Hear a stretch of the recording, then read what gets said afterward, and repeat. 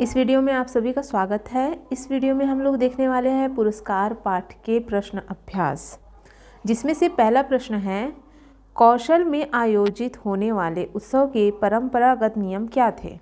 इसका उत्तर है, कौशल में आयोजित होने वाले उत्सव के पूर्व राजा किसी एक कृषक जमीन को चुन लेता था। वह महाराज का खेत हो जाता था।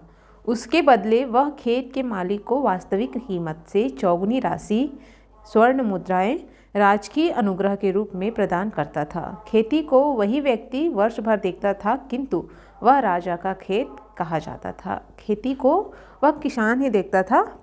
किसान जिसे खेत लिया जाता था वही कृषक ही खेती को देखता था, परंतु वह जो खेत होता था वह राजा का खेत कहा जाता था।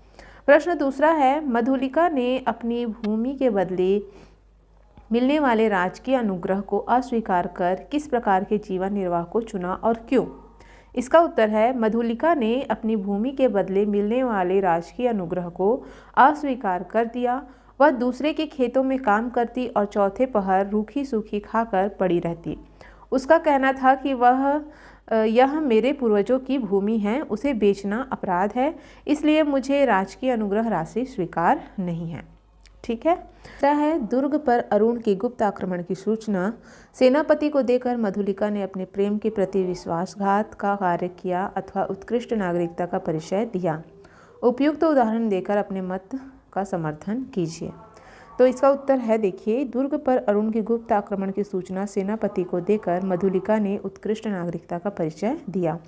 यदि वह अरुण के गुप्त आक्रमण की सूचना सेनापति को नहीं देती तो कौशल के दुर्ग पर मगध का अधिकार हो जाता। मगध कौशल राज्य का शत्रु था, उसे कौशल पर कब्जा करने से रोकना आवश्यक था। इसलिए मधुलिका ने अपने प्रेम के प्रति विश्वासघात करके अरुण के गुप्त आक्रमण की सूचना सेनापति को जाकर दे दी थी। प्रश्न चौथा है, मधुलिका ने पुरस्कार के रूप में राजा से प्राणदंड क्यों मांगा एवं स्वयं बंदी अरुण के पास जाकर क्यों खड़ी हो गई। इसका उत्तर है, बंदी अरुण मधुलिका पर आसक्त था, किंतु मधुलिका कौशल को मगध के आक्रमण बंदी अरुण से बचाना चाहती थी। उसने अरुण के साथ प्राणदंड इसलिए मांगा ताकि वह अरुण के प्रेम का बदला चुका सके। एक देशद्रोही उस पर आसक्त था, इसलिए वह स्वयं बंदी अरुण के पास जाकर खड़ी हो गई। प्रश्न पांचवा है, पुरस्कार कहानी प्रेम और संघर्ष का अनूठा उदाहरण है। इस कथन के पक्ष में अपने विचार दीजिए। इसका उत्तर है, पुरस्कार कहानी में मुख्य नायिका मधुलिका है। उसे अपनी भूमि से प्रेम होने के कारण बदले में राजकीय अनुदान अस्वीकार कर दिया। दूसरे के खेतों पर काम कर जीवन निर्वाह करने लगी, किंतु अपनी मातृभूमि से उसे प्रेम था, इसलिए उसने मगध के दस्यु अरुण के आक्रमण की सूचना कौशल नरेश को देकर मातृभूमि की रक्षा की। अरुण उस पर आसक्त था, इसलिए कौशल नरेश से उसके साथ प्राणदंड मांगा। यह मातृभूमि से प्रेम और दुश्मन से संघर्ष का अनूठा उदाहरण है। प्रश्न छठवा है, भाव स्पष्ट कीजिए। इसमें है, क मधुलिका की आंखों के आगे बिजलियां हंसने लगी, भावना से उसका मस्तिष्क शंकित हो उठा। इसका उत्तर है, अरुण की याचना से। देखिए, इसका भाव है, अरुण की याचना से मधुलिका को आश्चर्य हुआ। वह मगध का राजकुमार और यह कृषक बालिका। अरुण के शब्द उसके मस्तिष्क में गूंजने लगे और मस्तिष्क में एक लहर सी दौड़ गई। ठीक है। खा है, जीवन में सामंजस्य बनाए रखने वाले उपकरण तो अपनी सीमा निर्धारित रखते हैं, परंतु उनकी आवश्यकता और कल्पना भावना के साथ बढ़ती घटती है। इस कथन का भाव है, मधुलिका का यह कथन है कि जीवन में निर्वाह योग्य सबको मिल जाता है, किंतु जैसे जैसे मनुष्य की चाह घटती बढ़ती है उसे कुछ न कुछ कमी प्रतीत होती रहती है।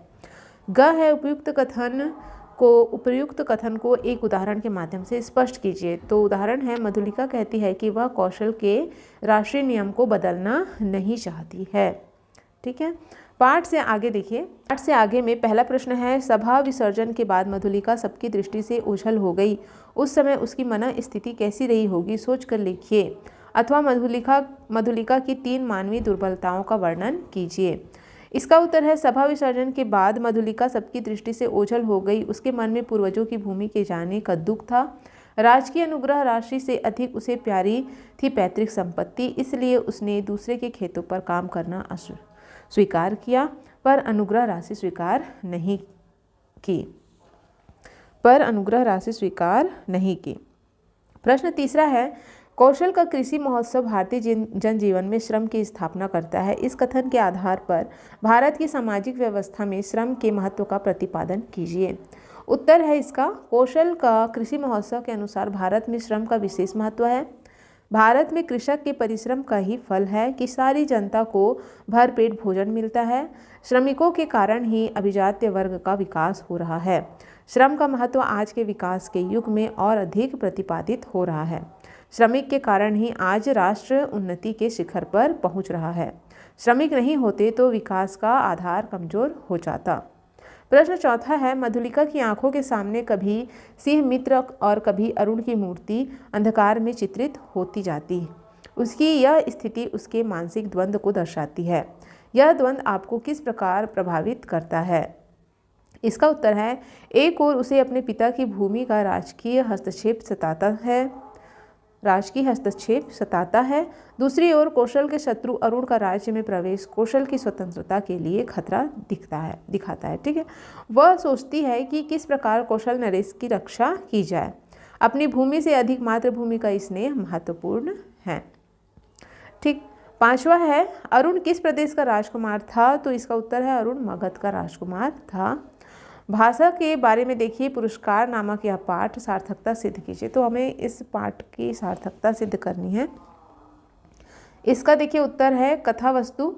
पाठ की ऐतिहासिक कथा मातृभूमि के प्रति प्रेम दर्शाती है। चरित्र चित्रण, मधुलिका का चरित्र सराहनीय है। उसे अपने पैतृक भूमि से अधिक मातृभूमि की रक्षा की चिंता है। वातावरण देखिए, तत्कालीन राजाओं की आपसी वैमनस्यता का वर्णन यहाँ पे है। उद्देश्य देखिए इस पाठ का, एक व्यक्ति के राष्ट्र हित की भावना को बतलाना है। शैली क्या है? कहानी की शैली बहुत ही प्रभावशाली है। इसने एक राजकन्या के मातृभूमि के प्रति प्रेम को सहजता से दर्शाया है।